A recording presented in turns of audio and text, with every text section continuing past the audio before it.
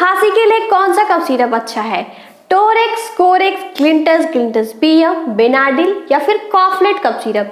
इन कफ syrup में होता क्या है, इनका मोड ऑफ एक्शन क्या है, मतलब ये कफ सिरप काम कैसे करते हैं, यूजेस क्या हैं, इन्हीं सब के बारे में आज की इस वीडियो में हम जानेंगे। तो ये डिसाइड करने से पहले कि कौन सा कफ सिरप हमारे लिए अच्छा है और कौन सा कफ सिरप हमारे लिए अच्छा नहीं है, इसके लिए सबसे पहले आपको कफ सिरप के फार्मूला को समझना पड़ेगा। उसके बाद समझना पड़ेगा आपको उसका मोड ऑफ एक्शन, मतलब कि कोई भी कफ सिरप काम कैसे करता है। इसके बाद ही आप डिसाइड कर पाएंगे कि हाँ, ये कफ सिरप हमारी खांसी के लिए अच्छा है और ये कफ सिरप हमारी खांसी के लिए नहीं अच्छा है।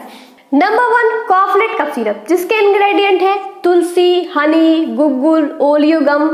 नंबर 2 बेनाडिल कफ सिरप, जिसका फार्मूला है या फिर जिसके इंग्रेडिएंट हैं diphenhydramine hydrochloride, ammonium chloride, sodium citrate and ethanol. Number 3 Grilinctus cough syrup, Grilinctus cough syrup जिसके इंग्रेडिएंट हैं dextromethorphan hydrobromide, ammonium chloride, guaifenesin, chlorpheniramine maleate. Number 4 Grilinctus BM cough syrup, जिसके ingredient हैं terbutaline sulphate and bromhexine hydrochloride. Number 5 Torex cough syrup, जिसके ingredient हैं diphenhydramine hydrochloride, ammonium chloride, sodium citrate and terpin hydrate. Number 6 Corex DX cough syrup, जिसके ingredient हैं dextromethorphan hydrobromide and क्लोफेनियाइन मैलिएट। अब हम जानेंगे कि ये कफ सिरप काम कैसे करते हैं। समझिए, जिन कफ सिरप में डाइफेनहाइड्रामीन हाइड्रोक्लोराइड होता है और क्लोफेनियाइन मैलिएट होता है, ये आपके एंटी एलर्जिक हैं, मतलब कि एंटी एलर्जी का काम करते हैं। जैसे कि स्नीजिंग, बार बार छींक आना, रनी नोज, नाक का बहना, वाटरी आइज, आंखों से पानी गिरना, सर्दी जुकाम, थ्रोट इरिटेशन, गले में खराश होना, तो इन सारे सिम्टम्स में ये रिलीफ देते हैं। समझिए, जिन कफ सिरप में आपका guaifenesin, ammonium chloride, terpin hydrate, sodium citrate, bromhexine hydrochloride, ये सारे केमिकल होते हैं, वो क्या करते हैं, आपकी कफ को, आपके म्यूकस को, आपके रिस्पायरेटरी ट्रैक से, आपके श्वसन तंत्र से या फिर आपकी चेस्ट, छाती से आपकी कफ को पहले पतला करते हैं, उसके बाद उसको आसानी से बाहर निकाल देते हैं। इसके अलावा जिन कफ सिरप में टर्ब्यूटालिन सल्फेट होता है, वो क्या करते हैं, आपके रिस्पायरेटरी ट्रैक में एक ब्रांची नाम की मसल होती है, उस ब्रांची नाम की मसल को ये रिलैक्स करते हैं। बिकॉज क्योंकि जो ब्रांची नामक मसल होती है, जब आपको कफ या फिर खांसी होती है, उस टाइम पे वो जो मसल होती है वो बहुत ही ज़्यादा कंट्रैक्टेड हो जाती है, मतलब ऐसे सिकुड़ सी जाती है। तो ये हमारा टर्ब्यूटालिन सल्फेट क्या करता है, उस कंट्रैक्टेड मसल को ऐसे रिलैक्स कर देता है, फैला देता है।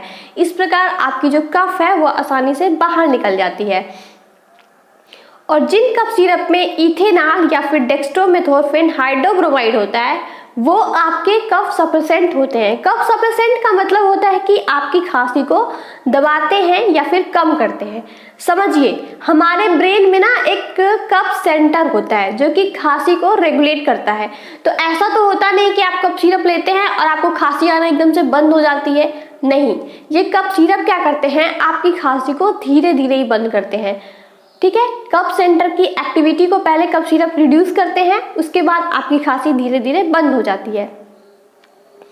तो ये कफ सिरप क्या करते हैं, आपके कफ सेंटर की एक्टिविटी को रिड्यूस कर देते हैं, कम कर देते हैं। इस प्रकार आपकी खांसी पहले कम होती है, फिर धीरे धीरे बंद हो जाती है। अब हम जानेंगे यूजेस ऑफ कफ सिरप, मतलब कि कफ सिरप का यूज क्या है। समझिए, अगर आपको ना सूखी खांसी आ रही है, ड्राई कफ या फिर एलर्जी वाली कफ आ रही है, ठीक है, तो वहां पे आप क्या कर सकते हैं, Ayurvedic cough syrup, Koflet cough syrup को ले सकते हैं। लेकिन कॉफलेट कफ सिरप को लेने के एडवांटेज और डिसएडवांटेज भी हैं। एडवांटेज ये है कि इसका कोई साइड इफेक्ट नहीं है, लेकिन डिसएडवांटेज ये है कि जितने भी आयुर्वेदिक कफ सिरप होते हैं, उनका जो रिस्पांस होता है in comparison to allopathic cough syrup थोड़ा लेट से आता है। तो बहुत ज़्यादा अगर खांसी आ रही है तो वहाँ पे आप कॉफलेट कफ सिरप को नहीं ले सकते हैं। अगर कम ड्राई कफ या फिर कम सूखी खांसी आ रही है तो वहाँ पे हम कॉफलेट कफ सिरप को ले सकते हैं। तो कॉफलेट कफ सिरप की जगह पे आप कोरेक्स डीएक्स को भी ले सकते हैं ड्राई कफ या फिर सूखी खांसी के लिए, या फिर एलर्जिक कफ, एलर्जी वाली खांसी के लिए भी हम कोरेक्स डीएक्स को ले सकते हैं। लेकिन अगर आपको वेट कफ, गीली खांसी के लिए कफ सिरप चाहिए, आप खांस रहे हैं तो उसमें म्यूकस निकल रहा है, कफ निकल रहा है, तो वहां पे आप क्या कर सकते हैं, ग्लिंटस कफ सिरप को ले सकते हैं, बेनाडिल को ले सकते हैं। बेनाडिल और ग्लिंटस कफ सिरप आपकी ड्राई कफ के लिए भी है और वेट कफ के लिए भी है, लेकिन मुझे ऐसा लगता है कि आपको वेट कफ या फिर गीली खांसी में बेनाडिल कफ सिरप लेना चाहिए, ग्लिंटस कफ सिरप लेना चाहिए, टोरेक्स कफ सिरप लेना चाहिए।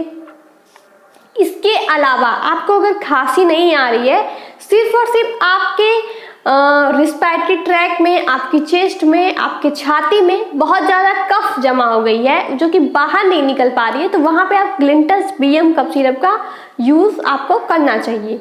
इसके अलावा हम टोरेक्स कफ सिरप को भी ले सकते हैं, लेकिन टोरेक्स कफ सिरप को हम ड्राई कफ, सूखी खांसी में, वेट कफ, गीली खांसी में, वूपिंग कफ, काली खांसी में एंड क्रोनिक कफ।